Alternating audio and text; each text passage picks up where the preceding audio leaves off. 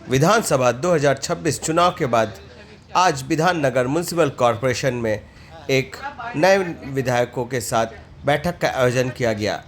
इसमें उपस्थित हुए विधाननगर विधायक doctor Sharda Dutta Mukherjee, Rajarhat new town विधायक पीयूष कनोरिया एवं Bidhannagar municipal corporation mayor Krishna Chakraborty एवं अनेक अधिकारीगण। आइए देखें विशेष खबर हमारे साथ।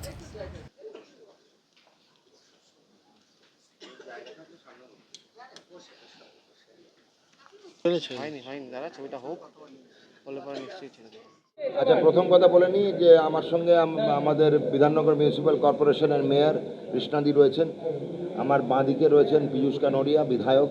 তো আমরা তরুণজ্যোতি তিওয়ারি আরেকজন বিধায়ক আমাদের এসে পৌঁছতে পারেননি। সৌজন্যমূলক সাক্ষাৎকার ছিল, যেহেতু দুটি সংগঠন, একদিকে বিধানসভার যে 3টি বিধানসভা ক্ষেত্র রয়েছে তার বিধায়করা ভারতীয় জনতা পার্টি, আর উল্টো দিকে বিধাননগর মিউনিসিপ্যাল কর্পোরেশনের সংখ্যাগরিষ্ঠ শাসক দল হচ্ছে তৃণমূল কংগ্রেস। সংঘাতের সম্ভাবনা থাকতেই পারে। তো আমরা যাই হোক না, জনপ্রতিনিধি, আমাদের দলের থেকে আমাদের যে বিচারধারা তার থেকে আমাদেরকে বলা হয়েছিল প্রথমেই সৌজন্যমূলক সাক্ষাৎকার করতে হবে। তার কারণ পরিষেবা যেন কোনো সময় অব্যাহতি না হয়। অব্যাহতি হয়ে গেলে পরিষেবার অসুবিধাটা হচ্ছে, যারা পৌরপিতা পৌরমাতা বিধায়ক নির্বাচন করেছে তারা কোনো দোষ করেনি। তারা তাদের আগের সময়ের মতবাদ অনুযায়ী তারা একটা দলকে নিয়েছিলেন বেছে। পরবর্তীকালে মতবাদ পাল্টাতেই পারে, সেটাই লোকতন্ত্রের সবথেকে বড় পাওনা, এবং তারা আরেকটি দলকে বেছে নিয়েছেন, কিন্তু পরিষেবাটা তো একই থেকে যাচ্ছে। আমি কৃষ্ণা ম্যাডাম রয়েছেন এবং পীযূষদা আমার সঙ্গে রয়েছেন বিধায়ক। তো দুজনের সঙ্গে নিয়েই বলছি যে সব্যসাচীদাও এসছেন, সব্যসাচীদাও আছেন পেছনে, চেয়ারম্যান সাহেব সব্যসাচীদাও রয়েছেন, ডেপুটি মেয়রও রয়েছেন অনিতাদি।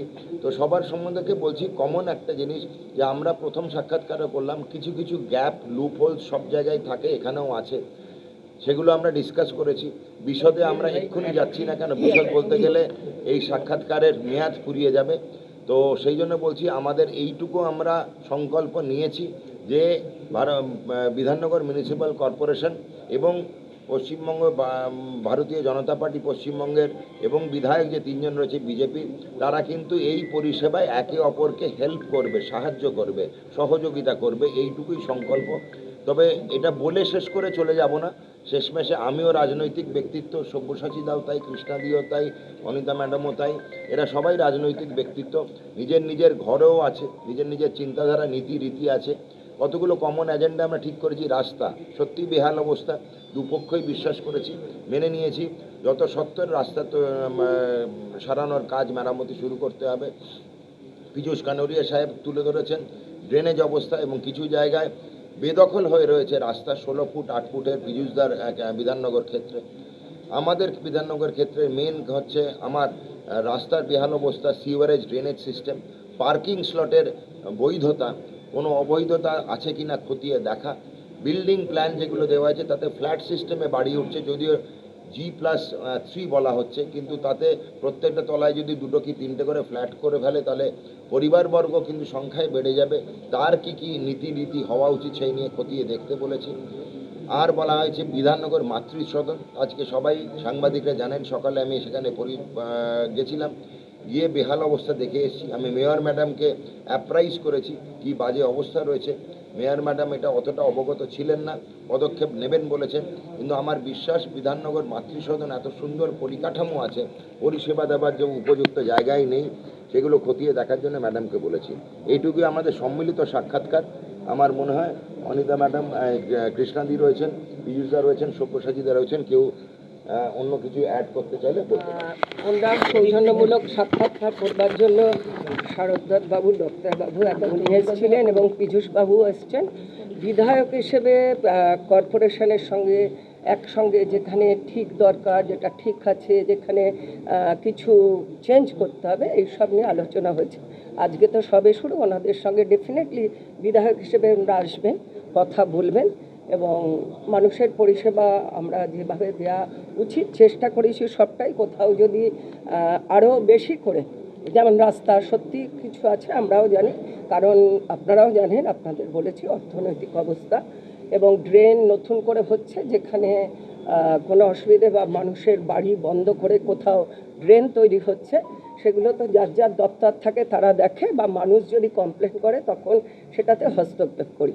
স্বাভাবিক কারণে নতুন ওনরা এসছেন, ওনরা যেভাবে কর্পোরেশনকে ওনরাও আমাদের সাজেশন দেবেন, আমাদের সহযোগিতা করবেন, এবং আমাদের কাজ হচ্ছে বা ওনাদের কাজ হলো মানুষের পরিষেবা দেওয়া। আমরা নিশ্চয়ই সেটা পরিপূর্ণভাবে দেওয়ার চেষ্টা করব, এবং সকাল থেকে রাত্রি পর্যন্ত আমি কর্পোরেশনে আসি, চেষ্টা করি করার জন্য, এবং ওনারা কিছু কিছু আমাদের দেখিয়ে দিয়েছেন, বলেছেন, সেটা নিয়েও আমরা নিশ্চয়ই এগিয়ে যাব।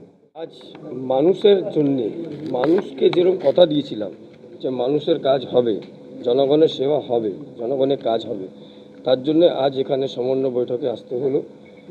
আমরা এসে প্রতিটা কাউন্সিলরকে এবং মেয়রকে সামনে রেখে, কর্পোরেশনের কমিশনারকে সামনে রেখে একটা বার্তা দিয়ে দিয়েছি, ড্রেনেজ সিস্টেম আর রাস্তার কাজ ইমিডিয়েটলি করতে হবে। বৃষ্টির ওয়েদার চলে এসছে, তার আগে যেন ওয়াটার লগিংটাকে আমরা আটকাতে পারি, তার জন্য কাজ করতে হবে। রাস্তার যা বেহাল অবস্থা সেটাকে সঠিক করতে হবে।